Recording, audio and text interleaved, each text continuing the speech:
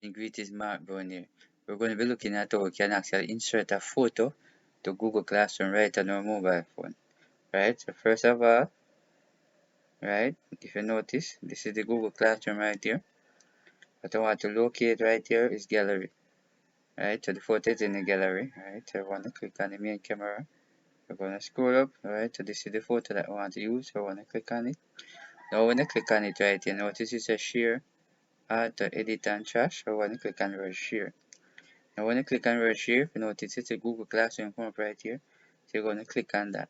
Now when you click on that, you will see make an announcement, create an announcement, ask question, and create material. So we're going to click on create material. Now when you click on create a material, right, immediately you notice the photo right here. The only thing that will come right here is add the topic, add the description, and add the material right here.